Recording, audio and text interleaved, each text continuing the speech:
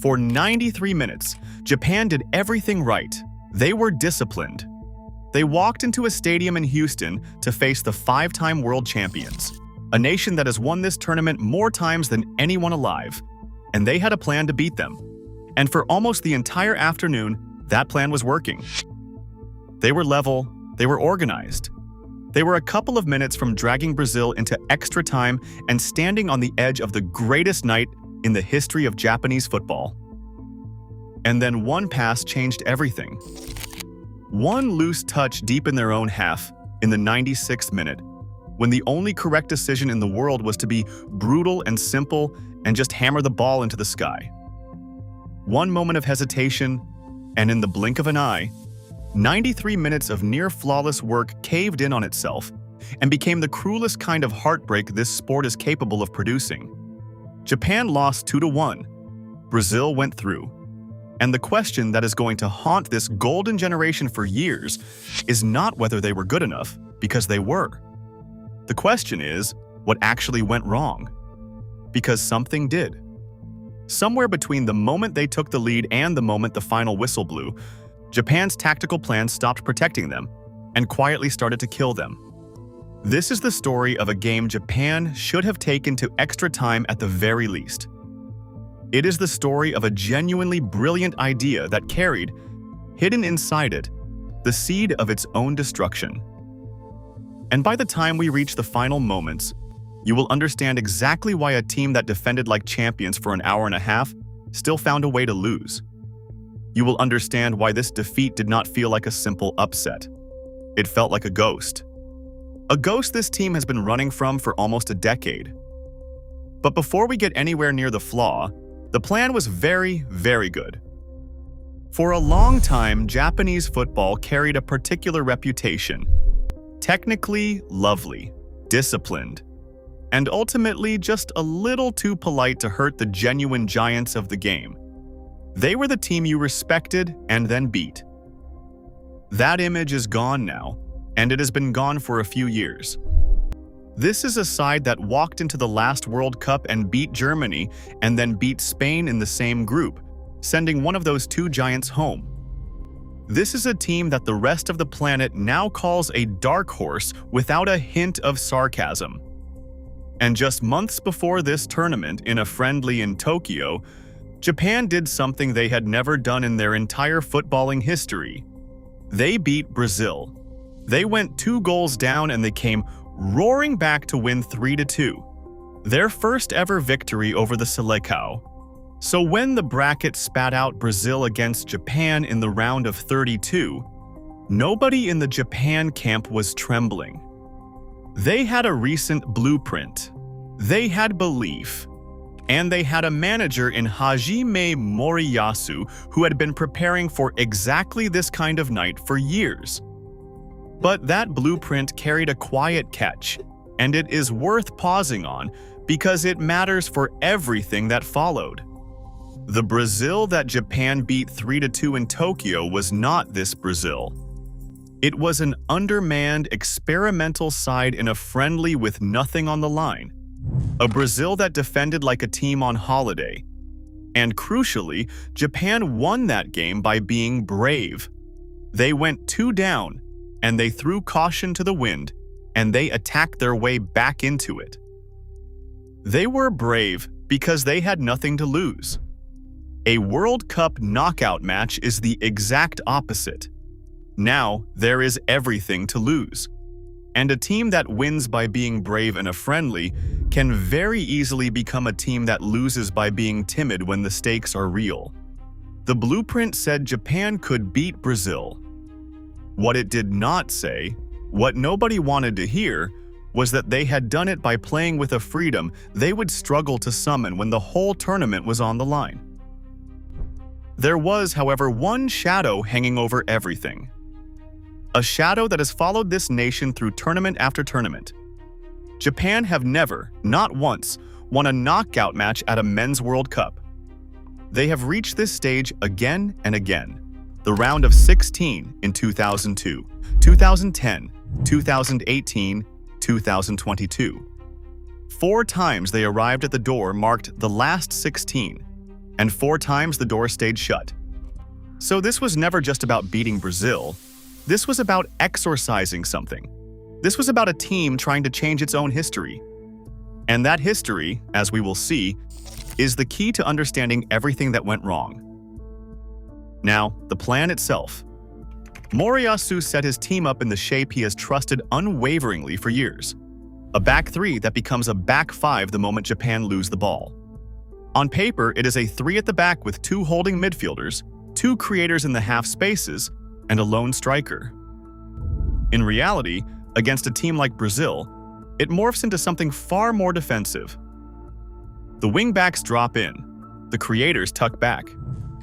And what Brazil were left staring at was a compact, disciplined block of bodies, a wall 5 defenders wide and 4 midfielders deep, with barely any grass between the lines for Brazil's stars to operate in. This was not an accident. This was the entire idea. The logic was elegant. Brazil are at their most lethal when you give them space to run into. Vinícius Júnior, who had already scored 4 goals at this tournament, is a nightmare in transition, a player who feasts on open pitches and panicking defenders. So Japan decided they would not give Brazil that space. They would happily surrender the ball. Let Brazil have 70% of possession if they wanted it. Let them pass it sideways in front of a wall all day long. Because possession in front of a deep block is the least dangerous thing in football.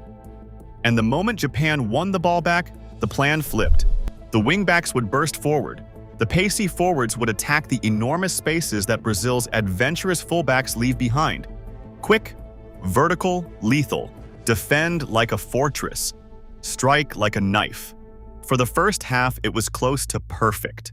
From the very first whistle, Japan actually did something clever. They did not just sit back immediately. They pressed Brazil aggressively in those opening minutes, snapping at them, forcing the Brazilian keeper into a loose clearance, unsettling the favorites, telling them in no uncertain terms that this was not going to be a procession. And then, having made their point, Japan retreated into their shell and invited Brazil onto them. The trap was set, and Brazil walked straight into it. They had the ball constantly, and they had absolutely no idea what to do with it. Every pass into the Japanese box was an almighty struggle. Every attempt to find a runner died in a thicket of blue shirts. Champions looked confused and frustrated, a heavyweight swinging at thin air. Japan were not just surviving, they were comfortable. And then came the moment that made the whole stadium believe history was about to be rewritten. Around the half-hour mark, Brazil got sloppy. A careless pass in their own half, the kind of lazy moment that comes when a great team has lulled itself into thinking it is in no danger. Kaishu Sano pounced. He drove forward. He was helped by some genuinely poor Brazilian defending, and he finished it off himself. A superb individual goal. Japan won. Brazil nil. The Samurai Blue, the team that had never won a knockout game, were leading the 5-time world champions in the World Cup. And here is the thing you have to hold on to. At that moment, the plan had not just worked, it had over-delivered. Japan were ahead. They had Brazil exactly where they wanted them, chasing the game, growing more anxious by the minute, with no obvious way through that wall. If you had frozen the match right there and offered Japan that scoreline and that game state to take into the final whistle, every single one of them would have ripped your hand off. So they went into halftime 1 goal up, fortress intact, the upset of the tournament sitting right there in front of them. And this is exactly where it started to go wrong. Not with a disaster, not with a red card, or a calamitous error. It went wrong with something far more subtle and far more human. It went wrong with a decision, a mindset, a slow, almost invisible shift from a team that was hunting to a team that was hiding. Carlo Ancelotti is not a coach who panics, and Brazil came out for the second half as a different animal. Sharper, more urgent, more direct. They started getting bodies into the box. They started winning the second balls, and around the hour mark, the pressure finally told. A cross came in from the left. Casemiro, who moments earlier had seen a header cleared off the line, rose again at the back post and powered his header into the net. 1-1. The wall had finally been breached.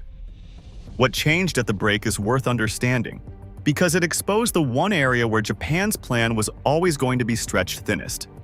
In the first half, Japan's two holding midfielders had done a magnificent job of clogging the central lanes, choking off the passing angles into Brazil's playmakers, and forcing the favorites to recycle the ball harmlessly out wide. But Brazil have a midfielder in Bruno Guimarães who simply refuses to be quiet.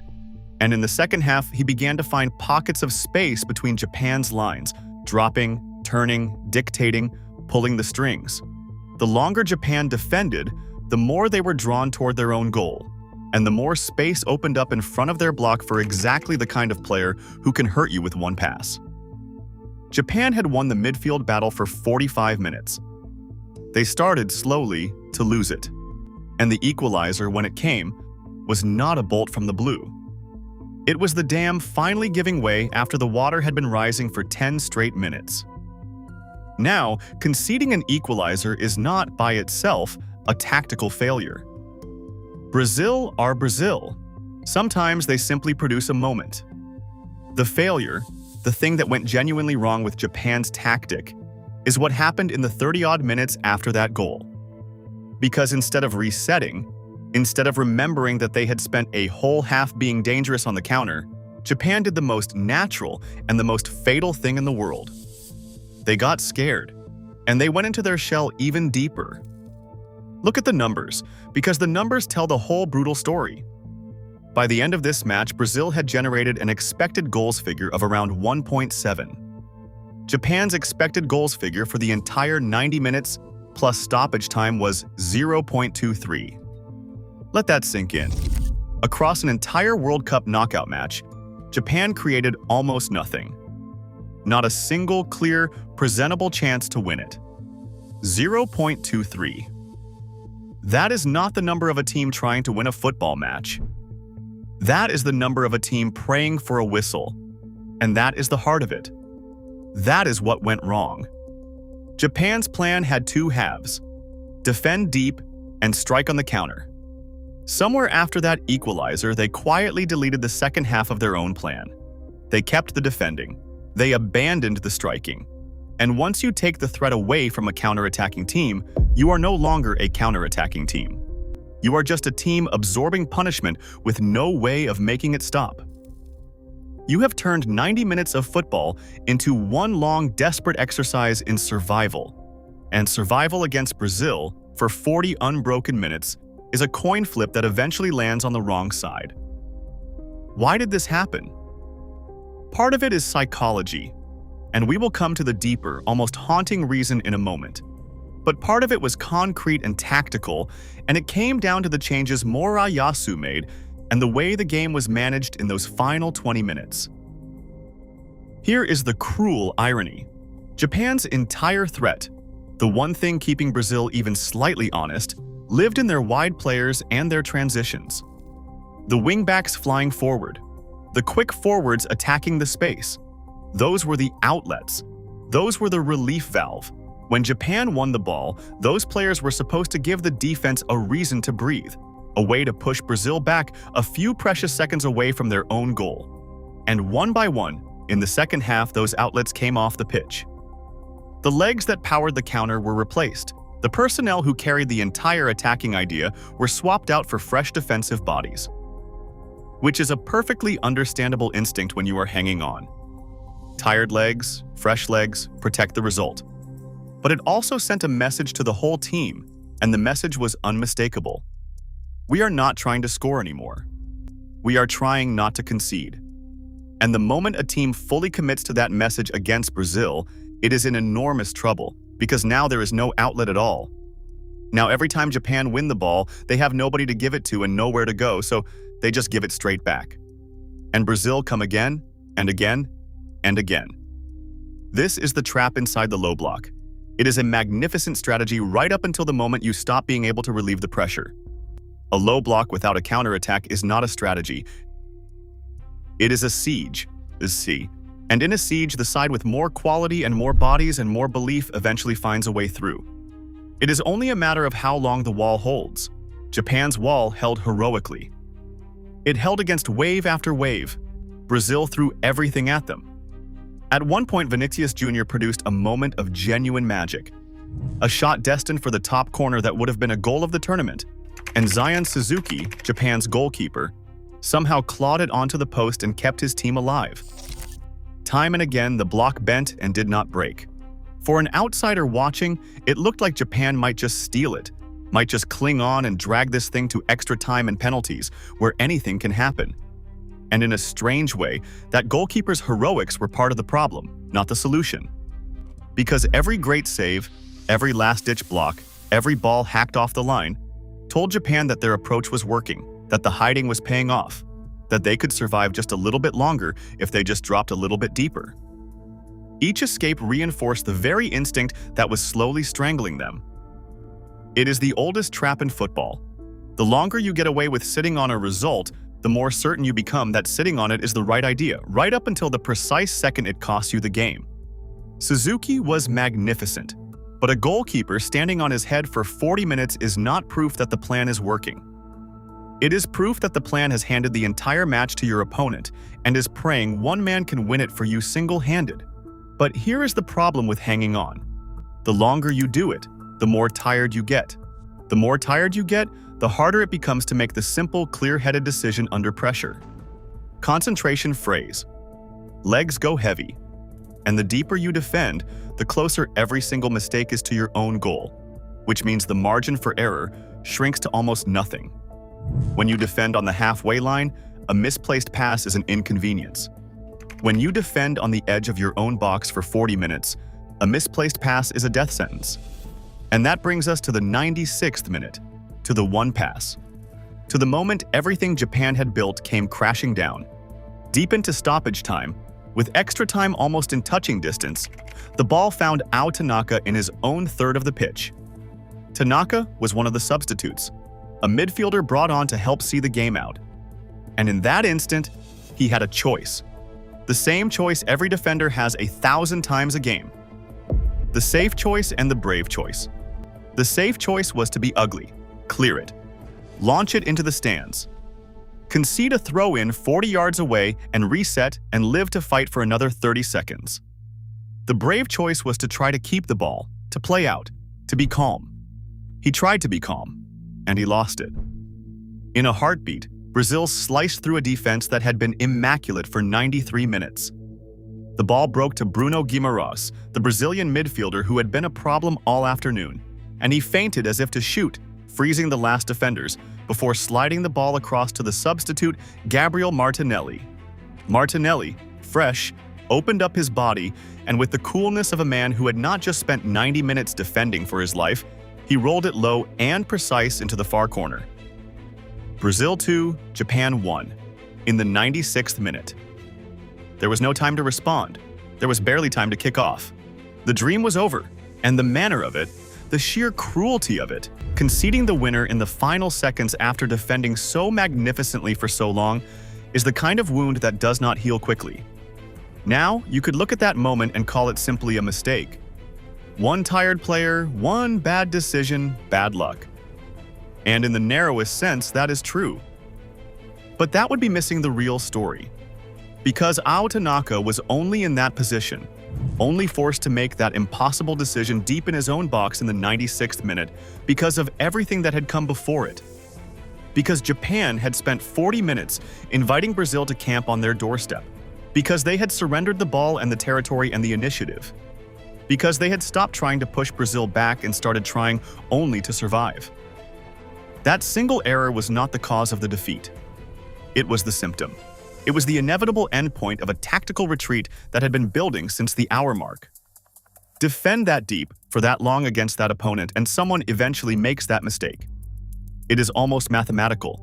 And this is where we have to talk about the ghost. Because if this story sounds familiar, if something about it itches at the back of your memory, that is because Japan have lived this exact nightmare before. Cast your mind back to 2018. The round of 16. Japan against Belgium, one of the most talented teams on the planet. They were minutes from the greatest result in their history. And then they sat back. They protected the lead. They invited Belgium onto them, and Belgium, with their superior quality and their physical power, clawed it back to 2-2, and then, in the literal final seconds of the match, on a lightning counterattack from a Japanese corner, scored the winner. 3-2. Heartbreak in the final moments. A famous lead surrendered through caution. Does that sound like anything you have just heard? It is the same wound, opened in the same place by the same blade. Japan get themselves into a winning or level position against a giant, and then, instead of trusting the aggression and the courage that got them there, they retreat. They try to manage the game. They invite the pressure, and the pressure, against opponents of that quality, eventually finds a way through, almost always right at the death. This is not bad luck striking twice. This is a pattern. This is arguably the single defining flaw of Japanese football at the very highest level. Not a lack of talent, not a lack of organization, a lack of nerve at the decisive moment, an instinct deep in the bones of the team to protect rather than to hunt when the prize is finally in sight. And it is worth being fair here, because hindsight is the cheapest commodity in football. Moriyasu's plan was not foolish. The low block is genuinely how Japan have troubled and beaten elite teams. Surrendering possession to Brazil is a defensible, even intelligent idea. Most neutral analysts before the match expected exactly this kind of cagey, tight, low-scoring game, and for most of the 90 minutes, Japan's approach was vindicated. They were one questionable moment of Brazilian quality and one tired touch away from a famous result. So this is not a story about a manager who got it all wrong. It is a story about a margin. A story about the difference between defending deep with a plan to hurt you and defending deep with no plan at all except to prey. Because here is the alternative, the version of this game that haunts Japan fans. What if, after the equalizer, Japan had not abandoned their counterattack? What if they had kept just enough attacking ambition to make Brazil nervous about overcommitting? What if, when they won the ball, they had a genuine outlet, someone to hold it up, someone to run, a way to push the play back? Brazil would not have been able to camp so relentlessly on the edge of the Japanese box. The defenders would have had moments to recover, to reset, to clear their heads. The 96th minute might never have arrived in the shape that it did. You do not have to be cavalier. You do not have to chase a winner. You simply have to remain a threat, because a team that is no threat at all gives its opponent permission to attack without fear or consequence. And once Brazil had that permission, the result became a question of when, not if. There is also the substitution story to weigh. Taking off your most dangerous transitional players to shore up the defense feels safe. But in a match where your entire survival depended on occasionally relieving pressure, removing the very players who relieve that pressure may have been the moment the siege became unwinnable. It is the eternal manager's dilemma. Do you trust the thing that got you here, or do you batten down the hatches?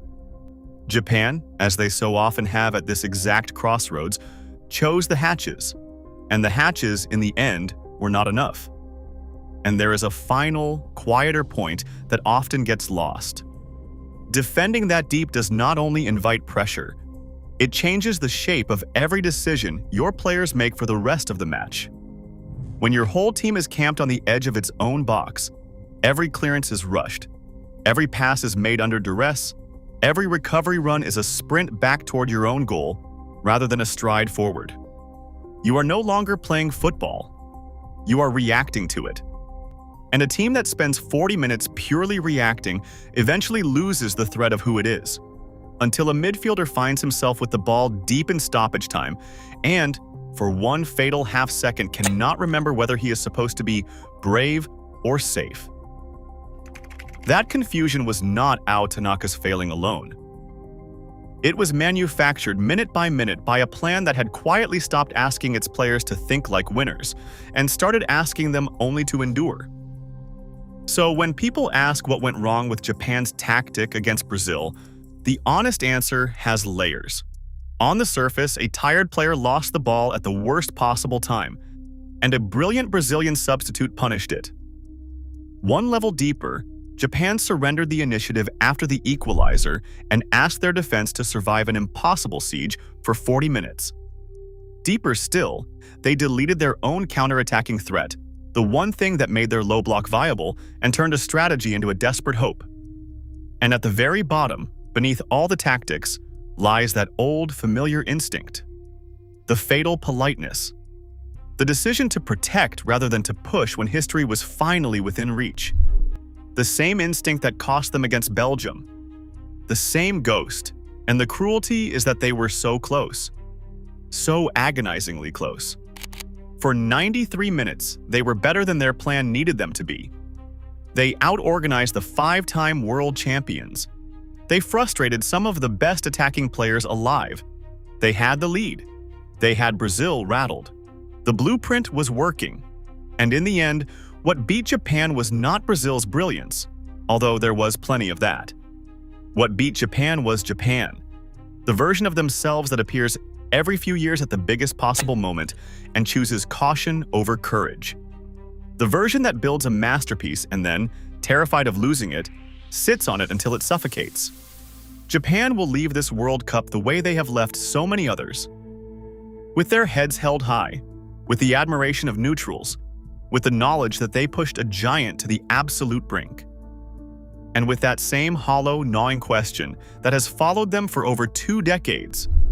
Why, when the door to history is finally open, do they so often choose to stand still in front of it? The talent is there. The organization is there. The belief clearly is there. What is missing is something harder to coach and harder to find. The nerve to keep swinging when you are ahead. The courage to stay dangerous when every instinct is screaming at you to hide. Until Japan find that, until they learn that the safest way to protect a result against the very best is to keep threatening them with another goal, they will keep producing nights exactly like this one. Magnificent, heartbreaking, and ultimately just short. Brazil. March on, knowing full well they were a tired touch and a goalkeeper's fingertips away from going home, knowing they will have to be far better to win this whole thing. And Japan go home, carrying their wall, their discipline, their 0.23, and the ghost they still have not buried. The plan was good. The plan was very, very good. It just forgot, at the most important moment, to be brave. And in a World Cup knockout match against Brazil, forgetting to be brave is the one mistake you never get to take back. Tell me in the comments, was this on Moriyasu and his caution? Or is this just who Japan are at the biggest moments? Like and subscribe for more deep dives into the tactics, the history, and the heartbreak that make this beautiful game what it is. Until next time.